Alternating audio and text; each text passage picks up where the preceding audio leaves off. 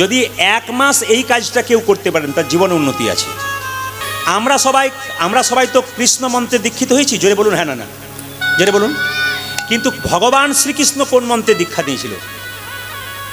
এই প্রশ্ন কিন্তু আপনাদের সামনে করে গেলাম। 2 নম্বর, কুরুক্ষেত্রের যুদ্ধে কৃষ্ণ অর্জুনকে গীতার জ্ঞান দিয়েছিল, সেই বারটা কি বার ছিল? 7 দিনের মধ্যে কি বার ছিল? কিছু অজানা জিনিস আমাদের জানতে হবে। কৃষ্ণ কতক্ষণ ধরে গীতার জ্ঞান দিয়েছিল, এবং কৃষ্ণ যেদিন গীতার জ্ঞান দিয়েছিল সেদিনটা কোন তিথি ছিল?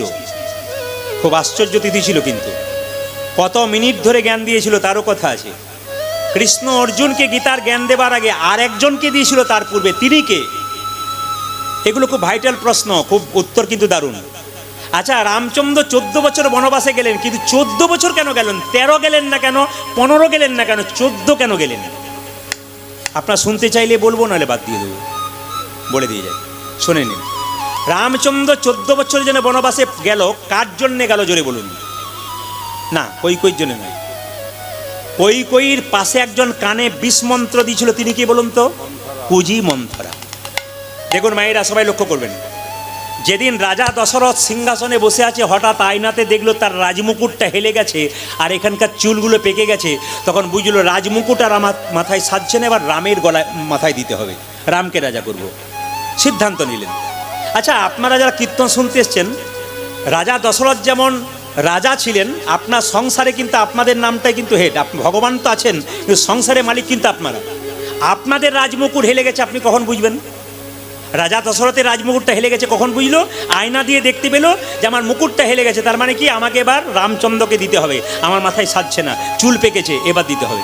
আপনারা যারা বয়স্ক এখানে কীর্তন শুনতে এসছেন, তারা কখন বুঝবেন আপনারও রাজমুকুট হেরে গেছে সংসারে?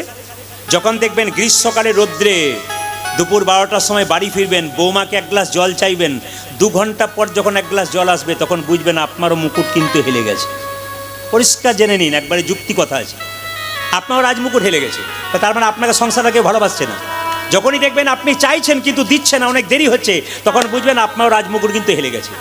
আচ্ছা, রামচন্দ্র 14 বছরে বনবাসে হবে, তখন কিন্তু দেখুন কৈকেয়ীর মনে খুব আনন্দ। কৈকেয়ী ফুলের মালা গাঁথছিল, পেছন থেকে একটা মেয়ে, এই কৈকেয়ী কি করছিস? ফুলের মালা গাঁথছি, কার জন্যে?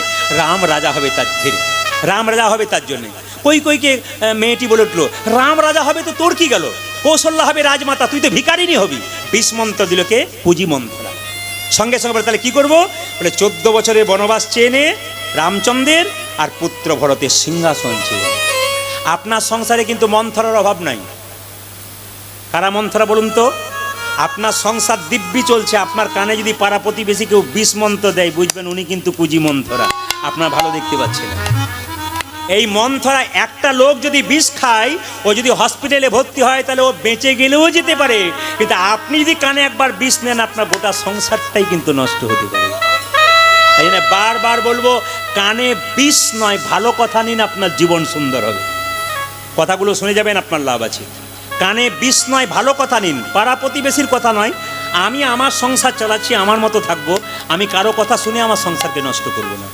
তাই সংসার করবেন, মাথায় রাখবেন, সং মানে সাজা, সার মানে কৃষ্ণচরণ, মা সাজা, বাবা সাজা, কাকা সাজা, কৃষ্ণচরণ। এইবার বলে দিই আপনাদের, দেখুন কুজি মন্ত্রা দিল। আচ্ছা, 14 বছরে বনবাস কেন চাইলো? 12 বছর মানে একটা যুগ, 12 বছর মানে একটা যুগ। দেখবেন আমাদের সংসারে কেউ যদি 12 বছর চলে যায় ঘর থেকে, তাহলে তার সাধ্য কাজ করার রীতি কিন্তু শাস্ত্র দিয়েছে। ধরুন আপনার বাড়িতে আপনার ভাই বা দাদা বা কাকা কেউ যদি চলে গেছে 12 বছর ধরে, তাহলে তাকে, এই যে 12 বছর চলে গেলে কিন্তু সংসারে একটা নিয়ম আছে, শাস্ত্র রীতি দিয়েছে যে আপনি বাড়িতে শ্রাদ্ধ করে দিতে পারেন, কারণ 12 বছর মানে 1 যুগ পেরিয়ে গেছে, আপনার কোনো চিন্তা নেই, সে হয়তো মারা গেছে বা বেঁচে আছে, দেখে লাভ নেই, 1 যুগ পেরিয়ে গেল। 14 বছর কেন দিল কুজি মন্থরা? জানলো 12 বছর যদি বনবাসে থাকে, রাম যদি 14 বছর দিই, তাহলে আর বেঁচেই থাকবে না তোমার পুত্র ভরত সিংহাসন লাভ করবে। কিন্তু দেখে নিন মায়েরা, যে যেখানে বসে আছেন, পরের মন্দ ভাবে যারা, নিজের মন্দ আগে হয়। রামচন্দ্র 14 বছরের বনবাসটা চাওয়ার কারণটা আপনারা সবাই বুঝতে পেরে গেলেন। সবাই আপনি রোজগার করছেন, যাই করছেন, বিনয়ী ভাব রাখবেন। আমি কীর্তন করি আজ থেকে 20 বছর ধরে। আমার বাড়িতে যারা যায় আপনি দেখে নেবেন, কোনোদিন আমার বাড়ি গিয়ে দেখবেন ছেলেরা গেছে, ক্যামেরাম্যান যিনি আছেন সবাই, এরা যারা গেছে তারা দেখেছে আমার বাড়িতে কিন্তু কেউ শুধু মুখে ফিরে যায় না। কোনো বৈষ্ণব আসুক, কোনো ভক্ত আসুক, আমার বাড়িতে কিন্তু নিয়ম হচ্ছে তাকে একবার বসিয়ে একটা মিষ্টি জল দিতে না পারে একটা শরবত করে দাও, কিছু দাও। কেন? ওনার দুটো হাতের আশীর্বাদ, কিন্তু আপনার দরজায় যে হাত পাততে এসছে তাকে কিছু দিতে হয়। যদি আপনার বাড়িতে সেদিন মিষ্টি আনা আছে, নাও থাকতে পারে সবসময়, আনা আছে, বাবা একটু বসুন, একটু জল পান করুন, গ্রীষ্মকালের দিনে এসে একটু শরবত করে দিলেন। আশীর্বাদ পেতে হয় সাধুগুরু বৈষ্ণবদের, আশীর্বাদ না পেলে কিছু হয় না। আমরা জীবনে বেঁচে থাকাকালীন যেটুকু রোজগার করব, যদি পূর্বপুরুষদের স্মরণ না করতে পারি তাদের আশীর্বাদ থেকে বঞ্চিত হব। অনেক বিবাদ, অনেক কিছু, অনেক অসুবিধা হয়, তাদের আশীর্বাদ পেতে হয়। আমি কয়েকদিন আগে রায়গঞ্জে ছিলাম, অনেকেই বলেছি। তো রায়গঞ্জে এক ব্যক্তি 5টা মিল মালিক, মানে 5টা মিলের মালিক একজন। তো তিনি আমাকে ডেকেছিলেন কীর্তন 2 দিন করানোর জন্য রথের সময়। তো তার ওখানে কীর্তন করে এলাম। তো উনি একটা সুন্দর কথা বললেন যে আমি হায়ার সেকেন্ডারি পড়তে পড়তে আমার বাবা মারা গেছে, চাষবাস করতো, বাবা মারা গেছে। তারপর বাবা আমাকে মৃত্যুর আগে বলে গেল চাষবাস করবি না, একটু ব্যবসা বাণিজ্য কর, দেখবি জীবন উন্নতি হবে। তো বাবার মাথাতে হাতটা মাথায় আমার ছিল, আশীর্বাদ দিয়েছে বাবা। আমি আজকে 5টা মিলের মালিক। ছোট থেকে আমি অনেক বড় হয়েছি গৌর গোবিন্দের কৃপায়। তা আমার সবচেয়ে দুঃখ, উনি বললেন যে আমার রোজগারের টাকা আমার বাবাকে খাওয়াতে পারলাম না। সেই জন্যে আমি প্রতি বছর দুর্গা পূজা দিই, আমার বাড়িতে আমি কালী পূজা দিই, আমি রথের সময় 10,000 মানুষকে খাওয়াই। আমি এটুকু জানতে পেরেছি এর মধ্যে দিয়ে আমার বাবার আশীর্বাদ পাবো। কারণ আমি যে বাবাকে খাওয়াতে পারলাম না আমার রোজগারের টাকা, আমার বাবার দ্বারা আমি ভক্তের সেবা করে আমার বাবার আশীর্বাদটা আমি নিতে চাই। বাবা ওপর থেকে দেখতে পাবেন যে আমার জন্য এরা কিছু করছে। তাই এনারা যার জন্যে করছেন, ওনারা হয়তো ছবিতে এখন এখানে আছেন, কিন্তু তারা কিন্তু দেখতে পাচ্ছেন যে আমার জন্য কি করছে। তাদের হাতটা কিন্তু এনাদের মাথায় সবসময় থাকবে। শুধু এনাদের নয়, এনাদের পরবর্তী বংশধর যারা হচ্ছে তাদের মধ্যেও কিন্তু থাকবে। ওই জন্য আমাদের আত্মীয় স্বজন যারা পৃথিবী থেকে চলে গেছে তাদেরকে একটু স্মরণ করতে হয়, তাদের জন্য কিছু করতে হয়। আপনার সামর্থ্য অনুযায়ী করবেন। আপনি 500 লোককে নাও খাওয়াতে পারেন, আপনি 10 জনকে সেবা করাবেন, আপনার লাভ আছে। বাড়িতে কেউ যদি যায় ভিখারি, আপনি ভিখারিকে এক কাজ করবেন, বলবেন বাবা একটু মুড়ি পর্যন্ত নাও, যদি ভাত দিতে না পারো একটু মুড়ি পর্যন্ত নাও। নিয়ম হচ্ছে কি, সবাই লক্ষ্য করুন যে যেখানে বসে আছেন, একটা শাস্ত্রের একটা সুন্দর কথা, যখন আপনি রান্না বান্না করবেন তখন কিন্তু আপনাকে একজনের চাল সবসময় বেশি দিতে হয়। কেন বলুন তো? কে কখন বাড়িতে আসে, কোন অতিথি কে কখন কী ভাব নিয়ে বাড়িতে আসে, এ কিন্তু কোনো ঠিক নেই। আপনি তাকে দিতে পারলেন না মানে কিন্তু আপনার অভিশপ্ত হয়ে গেলেন। আপনি যখন খাবার খাবেন, খাবার খাওয়ার পর দেখবেন শেষে একটু অন্ন রাখতে হয়। কার জন্য রাখতে হয়? পশু পাখি কুকুর যারা আছে এদের জন্য একটু রাখতে, এরা কিন্তু অপেক্ষা করে থাকে আপনার ওই অন্নের ভাগটা। প্রত্যেকের নিয়ম, খাবার পরে একটুখানি অন্ন কিন্তু রেখে দিতে হবে। একবারে চেটে পুটে পরিষ্কার করে খেয়ে নিলাম তা নয়, কিন্তু এটা শাস্ত্রের নিয়ম নয়। নিয়ম হচ্ছে কিছু খেয়ে কিছুটা রেখে, কিছুটা পশু পাখির জন্য রেখে, সে পিঁপড়েতে খাক আর কুকুরে খাক, কেউ কিন্তু খাবে। এগুলো শাস্ত্রের নিয়ম। এগুলো যদি করতে পারেন আপনার জীবন কিন্তু সুন্দর হবে। ভক্ত মানুষ হল তার ভাবটা কীরকম হয়, এইরকম। মহাজনরা বলেছে যদি হও নিচু তবে পাবে কিছু। দেখবেন বড় বড় মহাপুরুষ যারা হয়, মহাজন যারা হয়, তারা দেখবেন কাউকে নমস্কার করতে গিয়ে শুধু দাঁড়িয়ে নমস্কার নয়, মাথাটাকে নিচু করতে হয়। ভগবানের মন্দিরে যখন প্রণাম করছেন তখন মাথাটাকে নিচু করতে হয়। এখানে স্মৃতিশাস্ত্র বলে একটা শাস্ত্র আছে, যদি পড়াশোনা আপনারা কেউ করে থাকেন, সকালবেলায় ঘুম থেকে উঠে কেউ যদি নিজের হাতটা দেখতে পারে তবে কৃষ্ণচরণ দর্শন হয়ে যায়। একবার পরিষ্কার আমি আপনাদের বলে দিয়ে যাই, একটু দেখে নিন। পরাগ্যে বসতে লক্ষ্মী, পরমূলে তু সরস্বতী, পরমধ্যে গোবিন্দম। সকালবেলায় ঘুম থেকে উঠে কৃষ্ণের ছবি দেওয়ালে থাক আর না থাক, নিজের হাতটাকে প্রথমে দর্শন করতে হয়। যদি কেউ 1 মাস এই কাজটা করতে পারে তাহলে 1 মাস পরে আপনি আমাকে ফোন করে বলতে বাধ্য হবেন যে আমার জীবনটা পরিবর্তন হয়ে গেল। আপনি কোন জায়গায় ছিলেন আর কোথায় হবেন পরিবর্তন হয়ে যাবেন। কারণ আমি আমার জীবনে প্রতিদিন আমাকে 100 থেকে 150 ফোন ধরতে হয়। তার মধ্যে বাইনার ফোন যদি 50টা আসে, 100টা ফোন আসে 50টা জানার জন্যে, আর 50টা ভক্ত বলে আপনার কীর্তন শোনার পর আমরা অনেক পরিবর্তন হয়ে গেলাম। এটা কিন্তু আমাকে প্রতিদিন শুনতে হয়। কারণ আমার বাড়িতে যারা থাকে তারা সবাই জানেন যে আমাকে প্রতিদিন এই কথাটা শুনতে হয়। তো সবার কাছে একটা নিবেদন রইল, মন দিয়ে শুনবেন। সকালবেলায় ঘুম থেকে ওঠার পর আপনি নিজের হাতটাকে দর্শন করবেন। কেন? পরাগ্যে বসতে লক্ষ্মী, এখানে মা লক্ষ্মী আছেন, শাস্ত্র বলছে। করমূলে তু সরস্বতী, এখানে মা সরস্বতী। আর করমধ্যে গোবিন্দম, এখানে কি? ভগবান শ্রীকৃষ্ণ। তাহলে যখন আপনি মন্দিরে প্রণাম করছেন, হাঁটু গেড়ে প্রণাম করলেন, হাত দুটো সামনে রইল, প্রণাম তো করলেন, কিন্তু কি বললেন? মেয়ের ভালো ঘরে বিয়ে হোক, ছেলে একটা ভালো চাকরি হোক, কিংবা আমার 1 তলা ছিল 4 তলা হোক, কিছু একটা বললেন, মানে চেয়ে গেলেন ভগবানের কাছে। ভগবান বলছে যে তোমার কি আছে না আছে সেটা আমি জানি। কেন? একটা বাচ্চা ছেলে যদি মায়ের কাছে ঘুরঘুর করে তাহলে মা বুঝতে পারে বাচ্চা কি চাইছে। তো ভগবানের আরেক নাম যদি অন্তর্যামী হয়, তাহলে ভগবানের মন্দিরে বলবেন কেন যে আমার ছেলের চাকরি হোক, মেয়ের বিয়ে হোক? এটা বলার দরকার নেই। কেন? তার কাছে গেলে তিনি তো বুঝবেন তোমার কি আছে না আছে, সব তো অন্তর্যামী তিনি। তাই ভগবানের মন্দিরে হাতটাকে এরকম করে দিয়ে হাঁটু গেড়ে মাথাটাকে ঠেকালেন। তার মানে কি? আমি যে কর্মটা করছি সেই কর্মটা যেন সুকর্ম হয়, আর আমি যে মাথাটা ঠেকালাম আমার বুদ্ধিটা যেন সুবুদ্ধি হয়। আমার যেটুকু বুদ্ধি আছে একটু বুদ্ধি যেন আমার সুবুদ্ধি হয়। মানে আমার বুদ্ধিতে যে কর্ম করেছি তা তোমার চরণে দিলাম, আমার হাত দিয়ে যে কর্ম করলাম তা তোমাকে দিলাম। এই হাতটা পেলেন কেন? সুকর্ম করার জন্যে। শুধু রান্না বান্না খেতে নয়, কিন্তু এই হাত দিয়ে গোবিন্দের সেবা করার জন্য দিলেন। এই হাত, পৃথিবীতে অনেক মানুষ আছে যে হাতই নাই, অনেক কষ্ট করে তারা সেবা করতে পারে। আপনি হাত পেয়েছেন মানে আপনি বড় ভাগ্যবান বা ভাগ্যবতী। তাই এই হাতকে অবহেলা করবেন না। অন্তত স্নান করে নিজে কিছু খাবার আগে ভগবানের চরণে কিছু দিতে শিখুন। এই একটা কথা বলে গেলাম।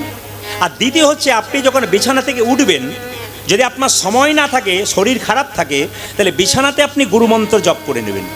দেখুন, মালা জপ করার যে নিয়ম আছে, অনেকে দেখবেন রাস্তা দিয়ে মালা জপ করতে করতে যাচ্ছে, শাস্ত্র বলছে গোটাটাই অন্যায়। যারা মালা জপ করতে করতে রাস্তা দিয়ে যায়, গোটাটাই অন্যায়। মালা জপ কিন্তু এক জায়গায় বসে, শাস্ত্র পড়বেন দেখবেন পরিষ্কার বলা আছে, মালা জপ এক জায়গায় বসে করবেন। কিন্তু হরিনাম জপ আপনি সব জায়গাতেই করতে পারেন। রাস্তায় যেতে যেতে হরিনাম করতে পারেন, খেতে খেতে হরিনাম করতে পারেন। এমনকি শাস্ত্র বলছে, মহাপ্রভু বলেছেন যে বাথরুমে বসেও যদি কেউ কৃষ্ণ নাম করে তারও কোনো অন্যায় নেই। সবাইকে একটা সুস্থ কথা বলে গেলাম। এর প্রমাণটা কি? যে পায়খানা ঘরে বসেও কেউ হরিনাম করতে পারে? বলে হ্যাঁ, করতে পারে। না, মহাপ্রভু যখন নীলাচলে যাচ্ছিলেন, তার সঙ্গে একটা 5 বছরের ছেলে যাচ্ছিল, তার নাম হচ্ছে গোপাল। তো গোপাল দেখতে পেল মহাপ্রভু পায়খানায় বসেছে, কিন্তু জিভটাকে দাঁত দিয়ে চেপে ধরে আছে। তো জিজ্ঞেস করলো, মহাপ্রভু যখন শৌচ থেকে শৌচ করে এলেন তখন জিজ্ঞেস করলেন ছোট্ট গোপাল, প্রভু তুমি যখন পায়খানায় বসছিলে জিভটাকে দাঁত দিয়ে চেপে ধরেছিলে কেন? তখন মহাপ্রভু বলল, শোন গোপাল, ওই সময় আমি জিভটাকে চেপে ধরেছিলাম কারণ ওই অবস্থায় কীর্তন করলে আমার অপবিত্রতা আসতে পারে, নামের অপবিত্রতা আসতে পারে, তাই আমি জিভটাকে দাঁত দিয়ে চেপে ধরেছিলাম। তো মহাপ্রভু সঙ্গে সঙ্গে এই কথাটা বলেছেন। আর ছোট্ট গোপাল বলল, প্রভু তুমিই তো বলেছো যে মৃত্যুকালে কেউ যদি ভগবানের নাম করে তবে তার নাকি বৈকুণ্ঠ ধাম যাত্রা হয়। তা যদি স্থায়ী হয়, তাহলে পায়খানায় বসে কারো যদি খুব কষ্ট হয়, তার যদি প্রাণ বেরিয়ে যায়, সে কি ভগবানের নাম করতে পারবে না?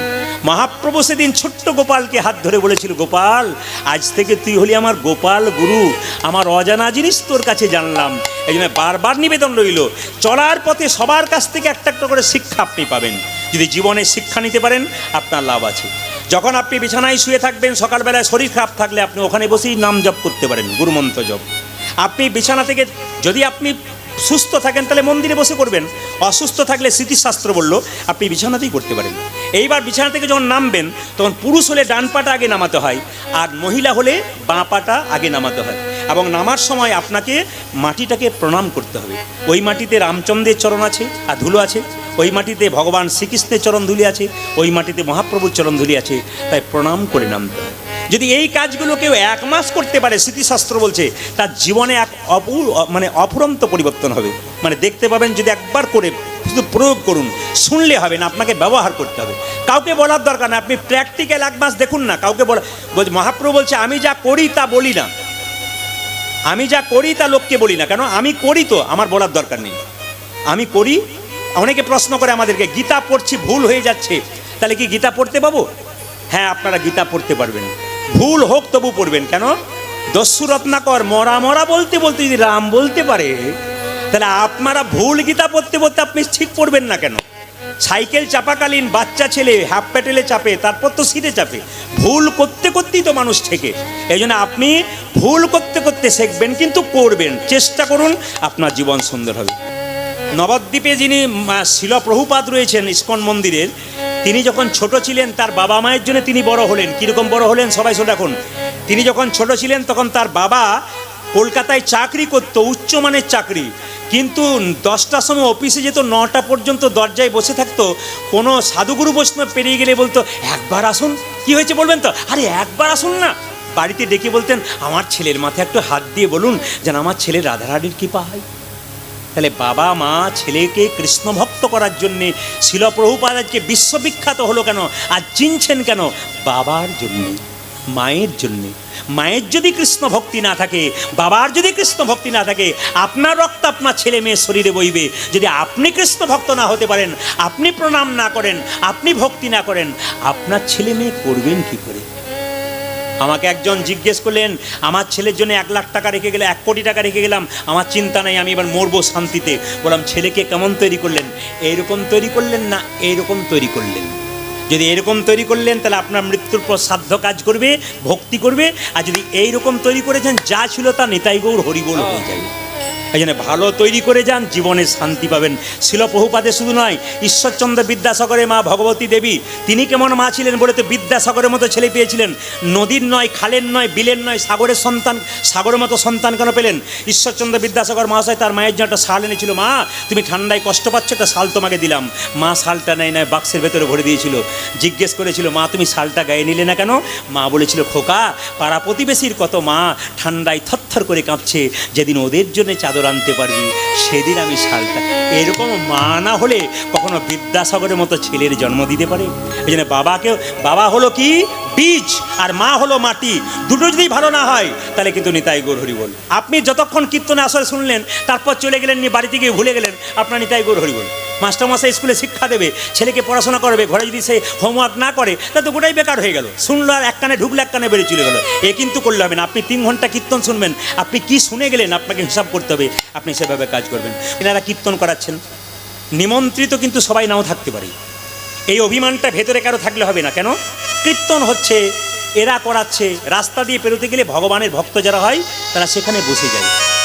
এই জন্য ভক্তের কিন্তু কোনো অভিমান থাকে না, ভক্তের কোনো লজ্জা থাকে না। যদি লজ্জা থাকে, লজ্জা ঘৃণা ভয়, এই তুলসীর মালা পরবো লোকে কি বলবে, এই তিলক পরবো লোকে কি করবে, এই শিখা পরবো। আমাদের হিন্দুতে এই জন্য তো মরেছে। অন্যান্য সম্প্রদায়ের মানুষরা দেখবেন দিব্যি ধর্ম করছে। আমি সবচাইতে, আমার দুঃখের ব্যাপার, আমাদের ওখানে একটা স্কুল আছে, 3 জন মুসলিম শিক্ষক আছে আর 8 জন হিন্দু শিক্ষক আছে। তো মুসলিম শিক্ষক 3 জনই কিন্তু রোজা রাখে, 3 জনই রোজা রাখে। কিন্তু আমাদের হিন্দু শিক্ষককে যদি বলা হয় একাদশী, ওই সব কাকিমারা মারা করেছে, আমাদের এখন আর করা, মানে বুঝতেই পারলো না আমাদের ধর্মটা কি। ওরা বুঝতে পারলো, আমরা বুঝতে পারলাম না। বিদেশ থেকে মানুষ এসে এই মাটিতে পা দেবার আগে প্রণাম করছে, ভারতবর্ষের মাটি যেমন তোমার। আর সবচাইতে লজ্জার ব্যাপার, আমরা আমাদের মাটিটাকে চিনতে পারলাম না, এই মাটিতে কার জন্ম হয়েছে। বিদেশিরা এসে হরে কৃষ্ণ বলতে পারছে না, হরে কৃষ্ণ বলছে। সবচাইতে লজ্জার ব্যাপার কি, ওরা বলতে পারে না তবু বলে। আর লজ্জার ব্যাপার আমাদের যে আমরা বলতে পারি তবু বলি না। এই লজ্জাটাকে ঘোচান। কৃষ্ণ নাম যেখানে হবে, হরিনাম যেখানে হবে, সেই জায়গাতে যাবেন, ভগবানের আশীর্বাদ পাবেন, ভগবানের কৃপা পাবেন। মায়েরা, মহাপ্রভু যে না দেখতে পাচ্ছে 2 জন ভাই এসেছে, 2 জন এরকম করে চুপচাপ দাঁড়িয়ে আছে। আসলে একটা সোনার কলসি যতই দামি হোক না কেন, একজনের কাছে মাথা নত করতে হয়। কার কাছে? একটি গ্লাসের কাছে। আপনি কয়েকশো কোটি টাকার মালিক হতে পারেন, যদি ভগবানের চরণে মাথা নিচু না করেন তবে আপনার জীবনে কোনো দাম থাকবে না। মুকুন্দ সরকার আর নরহরি সরকার 2 ভাই মিলে যখন দাঁড়িয়ে আছে, মহাপ্রভু বললেন, ভক্ত যদি কাই মনে কোনো বাঞ্ছা করে, ভগবানের সাধ্য নাই তার বাঞ্ছা নাহি পড়ে। এবার মাথায় থাকতে হবে, টাকা থাকলে সুখ হয় না, টাকা থাকলে শান্তি হয় না। ভগবানের নামেই কিন্তু শান্তি আছে এবং ভগবানের কর্মে শান্তি আছে। আপনারা যদি নবদ্বীপ যান, বৃন্দাবন যান, একবার গেলে আপনার পরিবর্তন হয়ে যাবে। দেখার পর বুঝতে পারবেন যে ওরা কি করছে আর আমরা কোন জায়গায় আছি। কত কত মানুষ বড় বড় চাকরি ছেড়ে গৌর গোবিন্দের চরণে নিজেকে সমর্পণ করে দিয়েছে। আমরা তো দেখেছি কত IPS অফিসার পর্যন্ত সব কিছু ত্যাগ করে আসল মর্মটা জানতে পেরেছে। না, সংসারে সব কর্ম করবেন, যা করছেন তাই করবেন, কিন্তু ভগবানকে স্মরণ করতে বলবেন না। বলুন রাধে রাধে, একবার জোরে বলুন রাধে রাধে। হ্যাঁ হ্যাঁ, বেশ। তাই মুকুন্দ সরকার কি করলেন মায়েরা? মুকুন্দ সরকার যখন বাড়ি ফিরে এলেন, একটা ছোট্ট একটা গোপীনাথের মন্দির তৈরি করলেন। আর গোপীনাথের মন্দির তৈরি করে, ছোট্ট একটা গোপীনাথের মন্দির তৈরি করে ভগবানের ভজনা করলেন। কিভাবে? গোপীনাথকে বলছে, গোপীনাথ, আমি তোমাকে তো বড় মন্দির তৈরি করতে পারলাম না, আমার মন মন্দিরে তোমাকে রাখবো। আমার মন, ওই আমার মন, আমার মন মন্দিরে মদন মোহন দাঁড়াবে গৌয়াসী ডাকি। ওই আমার মন মন্দিরে মদন মোহন দাঁড়াবে গৌয়াসী ডাকি। আমার মন দাঁড়াবে গো আসি ডাকিয়া আমার মন্দিরে মদন মোহন দাঁড়াবে গো আসি ডাকিয়া। কাঁদিয়া কাঁদিয়া তব নাম লইয়া কাঁদিয়া কাঁদিয়া তব নাম লইয়া কাঁদিয়া কাঁদিয়া তব নাম লইয়া কাঁদিয়া কাঁদিয়া তব নাম লইয়া কাঁদিয়া কাঁদিয়া তব নাম লইয়া আমি কাঁদিয়া কাঁদিয়া তব নাম লইয়া নন জলে বুক ভাসায়া আমি কাঁদিয়া কাঁদিয়া তব নাম লইয়া নয়ন জলে বুক ভাসায়া। আমার মন মন্দিরে মদন মোহন দাঁড়াবে গো আসি ডাকিয়া আমার মন মন্দিরে মদন মোহন দাঁড়াবে গো আসি ডাকিয়া। এইদিকে এদিকে মায়েরা, মুকুন্দ সরকার যখন এই গানটা গাইছে, আস্তে আস্তে বাবা বাচ্চা, মুকুন্দ সরকার যখন কীর্তন গানটা গাইছে, বাংলার নবাব ছিলেন হুসেন শাহ, মালদা জেলাতে। তার একবার পেটের যন্ত্রণা হচ্ছিল, কোনো মতেই ভালো হচ্ছিল না। একজন বলল, নবাব তোমার পেটের রোগ ভালো হবে, তুমি যদি শ্রীখণ্ড যেতে পারো মুকুন্দ সরকারের কাছে। সবাই লক্ষ্য করবেন তো, মুকুন্দ সরকারের কাছে যেতে পারো তো একটা রীতি আছে, নিয়ম আছে। সে গরিবের চিকিৎসা করে, বড় লোকের করে না। এত বড় বাংলার নবাব মনে মনে ভাবলো, আমি যেতে পারি, আমি ফকির সেজে যাব, আমার চিকিৎসা হবে তো? বলে হ্যাঁ, কিন্তু কোনো পয়সা নেবে না, গরিবের চিকিৎসা হয়। তুমি যদি নবাব গেছো জানলে তোমার চিকিৎসা হবে না। বাংলার নবাব বললো, তাহলে আমি কি করে যাব? তুমি ফকির সেজে যেতে পারলে তোমার চিকিৎসা হতে পারে। এত বড় বাংলার নবাব হোসেন শাহ ফকির সেজে গেলেন কোথায় না, একবারে মুকুন্দ সরকারের কাছে গিয়ে বলছে, বাবা এটা কি শ্রীখণ্ড? বলে হ্যাঁ। আচ্ছা, মুকুন্দ সরকারের বাড়ি কোনটা? বলছে ওই যে দেখতে পাচ্ছ চূড়া, ওইটা হচ্ছে মুকুন্দ সরকারের বাড়ি। আরে বাবা, দেখবে প্রচুর লোক লাইন দিয়ে দাঁড়িয়েছে, চিকিৎসা চলছে, ওটা হচ্ছে মুকুন্দ সরকারের বাড়ি। তাই নাকি? বলে হ্যাঁ হ্যাঁ। তো দেখতে পাচ্ছে নবাব গিয়ে, মুসলমান তো, তিনি কি করলেন, ফকির সেজে গেছেন, চিনতে দেয়নি তিনি নবাব বটে। অনেক লোক দাঁড়িয়ে আছে, মুকুন্দ সরকার কীর্তন গান গাইছে। হঠাৎ মুকুন্দ বলছে, এই যে তোমাদের মধ্যে কে গরিব, সে আগে এসো তো। নবাব ফকির সেজে বলল, এই যে বাবা আমি ফকির, আমার নাম হোসেন ফকির, আমার চিকিৎসা করে দাও। নবাব মুকুন্দ বললে, এখানে কোনো হিন্দু মুসলমানের ব্যাপার নেই, সবার চিকিৎসা হতে পারে। কই দেখি দেখি দেখি দেখি এসো তো। যেই না বাংলার নবাব হোসেন শাহ ফকির সেজে দাঁড়িয়ে আছে, অমনি মুকুন্দ বলে উঠলো, এই যে তুমি তোমার জামাটা একবার খুলে দেখাও তো। বাংলার নবাব মনে মনে ভাবছো, জামা আমি খুলতে পারি, কিন্তু পেটের রোগ যদি ভালো না হয় তাহলে বুঝতে পারবো আমি কে এসেছি। আরে ভাবছো কি, জামাটা খুলে দেখাও। যে না জামাটা খুলেছে, অমনি বলে, এবার মাটির বারান্দাতে গড়াগড়ি দাও। বাংলার নবাব মনে মনে ভাবছে, কালের কাল বর্ষাকাল, হরিণী চারে বাঘের গাল, নেহাত বেকায়দায় পড়েছি, রোগ যদি ভালো না হয় তাহলে বুঝবো আমি কে এসেছি। যেই না গড়াগড়ি দিয়েছে নবাব হোসেন শাহ ফকির সেজে, অমনি মুকুন্দকে বললো, কবিরাজ তোমার এখানে ওষুধ দেওয়া থাকে নাকি? বলে কেন? যেই না গড়াগড়ি দিলাম, আমার অর্ধেকটা রোগ, পেটের রোগ ভালো হয়ে গেল। ওই তাই নাকি? বলে হ্যাঁ, সবাইকে দিতে দিতে এক আধটু পড়ে গেছে, তোমার কাজে লেগে। কই দেখি দেখি দেখি দেখি দেখি দেখি দেখি দেখি দেখি দেখি। যেই না আসল ওষুধটা দিয়েছে, অমনি মুকুন্দ সরকারের ওষুধে নবাবের রোগ ভালো হয়ে গেছে। এখানে একটা কথা না বললে পারবো না, সবাই শুনবেন। যখন প্রচণ্ড করোনা চলছিল, করোনার শেষ সময়, আমি হুগলি জেলায় একটা বাড়িতে গান করেছিলাম পরপর 3 বছর।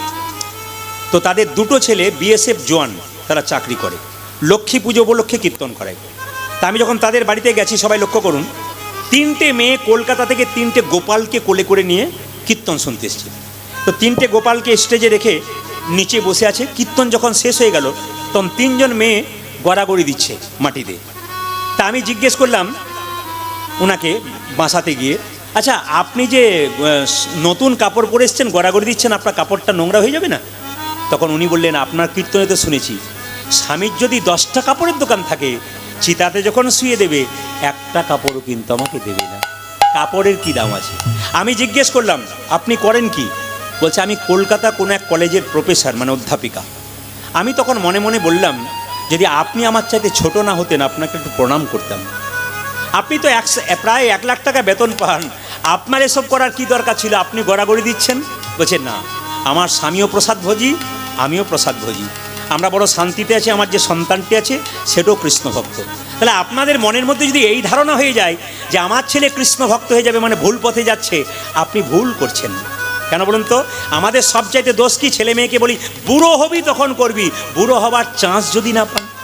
মহাপ্রভুর কাছে, মহাপ্রভু মায়ের কাছে বলেছিল, মা তুমি আমাকে একটা জিনিস দাও। বলে কি? তোমার কাছে কিচ্ছু চাইবো না, তুমি একাদশী করো আর আমাকে আশীর্বাদ করো যেন আমি একাদশী করতে পারি। তাহলে মায়ের মতো মা ছিল বলেই তো মহাপ্রভুর মতো সন্তান হয়েছিল। মহাপ্রভুকে বলেছিল, হ্যাঁ তুই একাদশী কর, আমিও তোকে কথা দিলাম আজ থেকে আমিও একাদশী করব। কেন?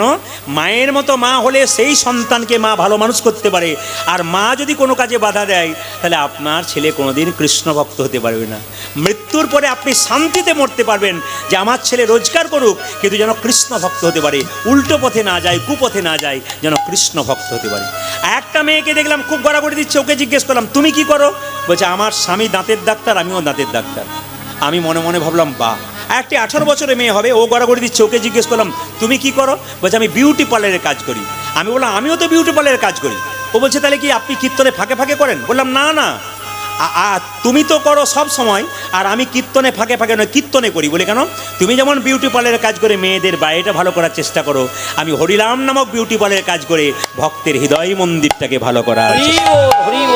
বিউটি পার্লারে গিয়ে সাজলে এখন তো U card, V card, W card, C card, গোষ্ঠীর পিন্ডি কার্ড, কত রকমের কার্ড আছে না, কি বলছেন? আবার কাটতে কাটতে ন্যাড়া কার্ড, মানে কত কার্ড হয়ে যাবে তার কোনো ঠিক নাই। যত দিন যাচ্ছে তত কিন্তু আমাদের কিছু বলার নেই, আপনি কিছু বলতে পারবেন না, কেন এগুলো চলছে আর কি। এগুলোতে বাধা দিলে আপনাকে সে কিন্তু আর পছন্দ করবে না। তবে সব কিছু সমতা রেখে করা দরকার, সভ্যতা রেখে করা দরকার, ভদ্রতা রেখে করা দরকার, শৃঙ্খলা রেখে করা দরকার। এটা বারবার নিবেদন আপনাদের কাছে। সবাই লক্ষ্য করুন, মুকুন্দ সরকার গাইছিল, সঙ্গে সঙ্গে যেন ওষুধটা দিয়েছে, পেটের রোগটা ভালো হয়ে গেছে, অমনি সঙ্গে সঙ্গে নবাব মুকুন্দ নবাব বলে মুকুন্দ বলল, কে এত বড় সাহস যে আমার নাম করলো? আমি সারা বাংলার নবাব হোসেন শাহ। আমি পরীক্ষা করতে এসেছিলাম তুমি কত বড় কবিরাজ। সত্যি তুমি বড় কবিরাজ, চলো তোমাকে মালদাতে নিয়ে যাব। মুসলমানের বাড়ি যেতে হবে, নবাবের বাড়ি। রাত্রিবেলায় মহাপ্রভু মন্দিরে মুকুন্দ কেঁদে কেঁদে বলছে, প্রভু বলে দাও,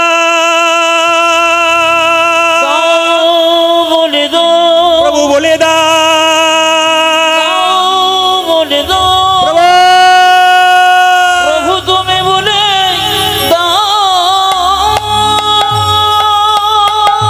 মহাপ্রভু আকাশবাণী করবেন, মুকুন্দ ঈশ্বর যা করে তা, জোরে বলুন, ঈশ্বর যা করে তা।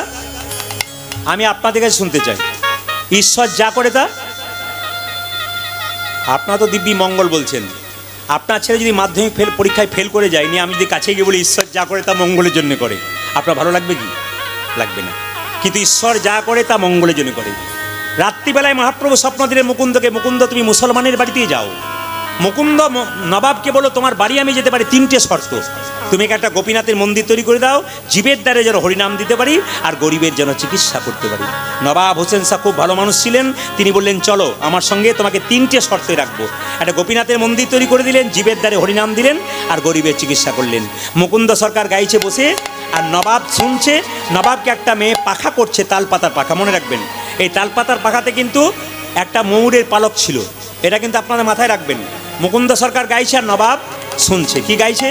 আমার কানু সে বিনোদ রায় গো, আমার কানু সে বিনোদ, উলধ্বনি, কানু সে বিনোদ রায় গো, কানু সে বিনোদ রায়, আমার কানু সে বিনোদ রায় গো, আমার কানু সে বিনোদ রায়, আমার কানু সে বিনোদ রায় গো, আমার কানু সে বিনোদ রায়, আমার কানু সে বিনোদ রায় গো, আমার কানু সে বিনোদ রায়, বিনোদ চুরাই বিনোদ বরিহা, আজ বিনোদ চূড়া বিনোদ বরিহা, বিনোদ চুরাই বিনোদ বরিহা, বিনোদ চোরাই বিনোদ বরিহা, বরিহা বরিহা বিনোদ উড়িছে তাই গো, আমার কানু সে বিনোদ রায়, আমার কানু সে বিনোদ রায় গো, কানু সে বিনোদ রায়, আমার কানু সে বিনোদ রায় গো, আমার কানু সে বিনোদ,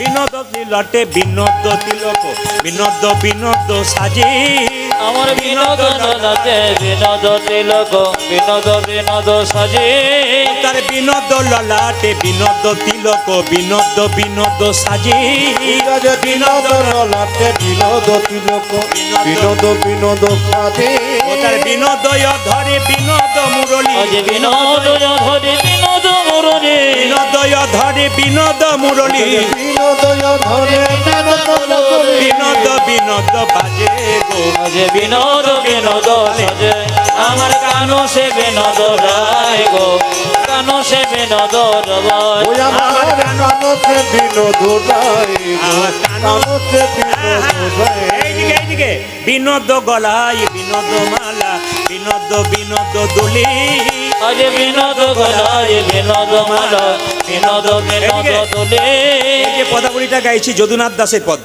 এটা একটা পদাবলী, কীর্তন পদাবলীর মাধ্যমে হয়, মন দিয়ে শুনবেন, এটা যদুনাথের পদ। কি ও তার বিনোদ গলায় বিনোদ মালা বিনোদ বিনোদ দোলে বিনোদ গলায় বিনোদ মালা বিনোদ বিনোদ দোলে তার বিনোদ গলায় বিনোদ মালা বিনোদ বিনোদ দোলে আজ বিনোদ গলায় বিনোদ মালা বিনোদ বিনোদ দোলে যে কোন বিনোদিনী বিনোদ গাঁথুনি কোন বিনোদিনী বিনোদ গাথুনি কোন বিনোদিনী বিনোদ গাঁথুনি কোন বিনোদিনী বিনোদ গাথনে গেছে বিনোদ ফুলে গো আজ গেছে বিনোদ ফুলে আমার কানো সে বিনোদ রায় গো কানো সে বিনোদ রবাই আমার কানো সে বিনোদ রায় আমার কানো এইদিকে ভাইরা কি বলছে বিনোদ কোটিতে বিনোদ ধতি বিনোদ বিনোদ সাজি ওই দেখে বিনোদ কোটিতে বিনোদ ধতি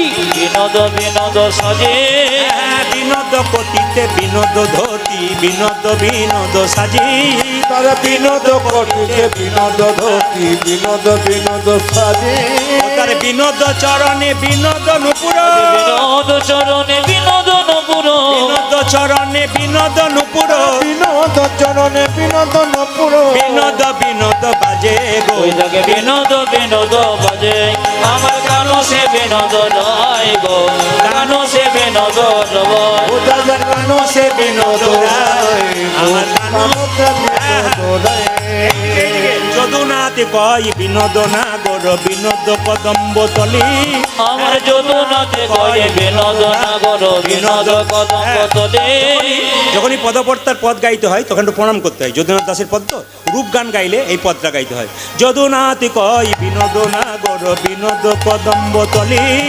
যদুনাথ কয় বিনোদ নাগর বিনোদ কদম্ব তলে ও যে কত বিনোদিনী বিনোদ হেরিয়া কত বিনোদিনী বিনোদ ঘেরিয়া কত বিনোদিনী বিনোদ হেরিয়া কত বিনোদিনী বিনোদ হেরিয়া এই যে মায়েরা দেখো মায়েরা একটু উলু ধরে দেবেন। ওই যে যদুনাথ কয় বিনোদ না গর বিনোদ কদম্ব তলে আমার যদুনাথে কয়ে বিনোদ নাগর বিনোদ কদম্ব তোলে ও যে কত বিনোদিনী বিনোদ হেরিয়া কত বিনোদিনী বিনোদ হেরিয়া কলসি ভাসাইল জলে গো ও যে কলসে ভাসাইল জলে আমার কানো সে বিনোদ রায় গো কানো সে বিনোদ রবাই আমার কানো সে বিনোদ রায় আমার কানো সে বিনোদ রায় একবার জোরে বলুন রাধে রাধে, একটু জোরে বলুন রাধে রাধে। আচ্ছা কিছু মনে করবেন না, যদি কীর্তন শুনছেন ঠিক তাহলে উত্তর দিতে পারবেন। এখন মুকুন্দ সরকার যখন কীর্তনটা গাইছে তখন নবাবকে একটা মেয়ে পাখা করছিল, তাল পাতার পাখা না প্লাস্টিকের পাখা? হ্যাঁ এটাই জানতে চাইছি। আপনারা কয়েকজনের মধ্যে উত্তর দিচ্ছেন, 10,000 মানুষের মধ্যে জিজ্ঞেস করে সবাই একসঙ্গে বলে তাল পাতার। আচ্ছা তার মধ্যে কাকের পালক ছিল না কোকিলের পালক ছিল? যাক আমার না এলেও হতো, আপনারা তো জানেন মনে হচ্ছে। আচ্ছা ময়ূরের পালক। এখন কিন্তু একটা প্রশ্ন হবে, ভগবান শ্রীকৃষ্ণ এত পাখির পালক থাকতে ময়ূরের পালকটা মাথায় নিলেন কেন? তেতা যুগের আচ্ছা মুকুন্দ সরকার যখন গোপীনাথের ভজনা করবে তখন হঠাৎ করে যেই না নবাব হোসেন শাহ বলে উঠল কবিরাজ। মুকুন্দ চাইতে গেল নবাবের দিকে, দেখতে পেল ময়ূরের পালক। কৃষ্ণ দেখতে পেয়ে বলল হে কৃষ্ণ হে কৃষ্ণ করুণা কর করুণা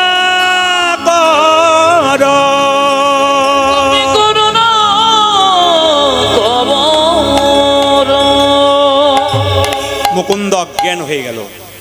নবাব মুসলমান তো, তাই বলল এই যে কে আছিস একটু জল নিয়ে আয় তো। জল নিয়ে যাই না মুকুন্দের চোখে দিয়েছে, মুকুন্দের জ্ঞান ফিরে গেল। নবাব বলল মুকুন্দ তোমার যখন পিছু ডাকলাম তখন তুমি হঠাৎ আমার দিকে তাকিয়ে ময়ূরের পালকের দিকে তাকিয়ে কৃষ্ণ কৃষ্ণ বলতে বলতে অজ্ঞান হয়ে গেলে কেন? মুকুন্দ মনে মনে ভাবছে আমি তো হিন্দু, তুমি তো মুসলমান, তুমি কৃষ্ণ অনুরাগের কথা কেমন করে জানলে? আমার মধ্যে কৃষ্ণ অনুরাগ জেগেছে। মনে মনে ভাবলো, নবাব আমি তো কাউকে মিথ্যা কথা বলিনি, আজ একটা বলবো। বলে কি? আমি তো সবার চিকিৎসা করি, আমার মৃগীর ব্যারাম আছে। নবাব বলে উঠলো, মুকুন্দ তুমি হয়তো জানো না, আমার রাজ্যে একটা নিয়ম আছে, এখানে কেউ মিথ্যে কথা বললে তার আমি জিভ কেটে নিই। কিন্তু তুমি যেহেতু আমার পেটের যন্ত্রণা ভালো করেছো, তোমাকে আমি কিচ্ছু করবো না। আচ্ছা মুকুন্দ বলো তো, তোমার যদি মৃগীরোগ থাকবে, তুমি যখন অজ্ঞান হয়ে গেছিলে কৃষ্ণ বলে কাঁদছিলে কেন? তোমার যদি মৃগীরোগ হবে, তুমি যখন কৃষ্ণ বলে কাঁদছিলে, তোমার চোখে জল পড়ছিল কেন? সঙ্গে সঙ্গে মুকুন্দ বলে উঠল, নবাব আমার অপরাধ হয়ে গেছে। মুকুন্দ বলল, অপরাধ তোমার? নবাব বলল, অপরাধ তোমার হয়নি, আমার হয়েছে। তোমার মতো একটা কৃষ্ণ ভক্তকে আমি আমার কেনা গোলাম মনে করে বড় ভুল করেছি। এই জগতে যারা কৃষ্ণ ভক্ত হয়, কারো কেনা গোলাম হয় না, ভগবানের দাস। দেখুন মুকুন্দকে বলল, নবাব বলল, মুকুন্দ যদি কোনোদিন আমার পেটে ব্যথা হয় তুমি দেখে যেও, যাও তোমার গোটা শ্রীখণ্ডের আমি তোমার নামে লিখে দিলাম, তোমার যেন কোনো অভাব না থাকে। ঈশ্বর যা করে তা মঙ্গলে জন্য করে। মুকুন্দ সরকার বাড়ি ফিরছে আর গাইতে গাইতে যাচ্ছে, ওই আমি কোথায় গেলে পাবো গো দেখা, দেখো আমার ঘন শ্যাম, আমার ঘন শ্যাম। ওই আমি কোথায় গেলে যাবো গো দেখো, আমায় ঘন শ্যাম, আমায় ঘন শ্যাম। আমি কোথায় গেলে পাবো গো দেখা, আমার ঘন শ্যাম, আমার ঘন শ্যাম। ওই আমি কোথায় গেলে পাবো গো দেখা, আমায় ঘন শ্যাম, আমায় বাঁকা শ্যাম। কোথায় আমার কৃষ্ণ কানা, করি কেন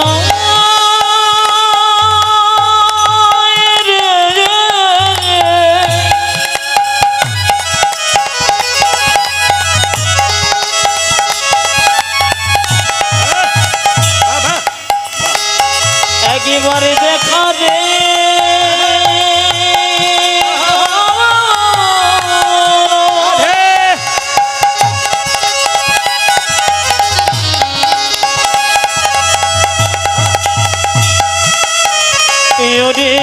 কনই দেখো রাধে।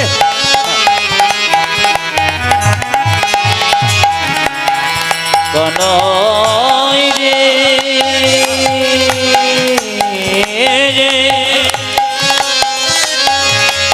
একবার দেখো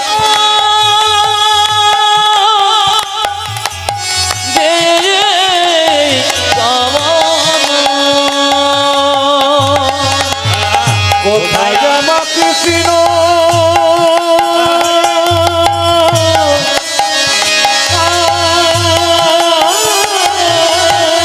বলে হরি।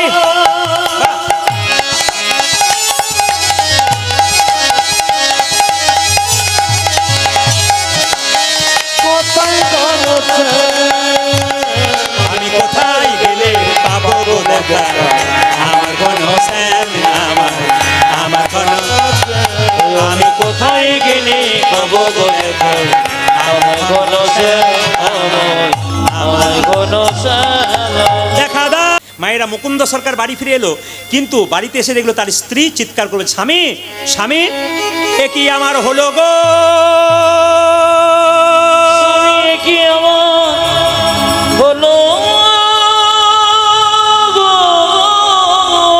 আমার সর্বাঙ্গ যেন জ্বলে আমার যায়, সর্বাঙ্গ যেন জ্বলে যায়, আমার সর্বাঙ্গ যেন জ্বলে আমার যায়, সর্বাঙ্গ যেন জ্বলে জ্বলে যায়।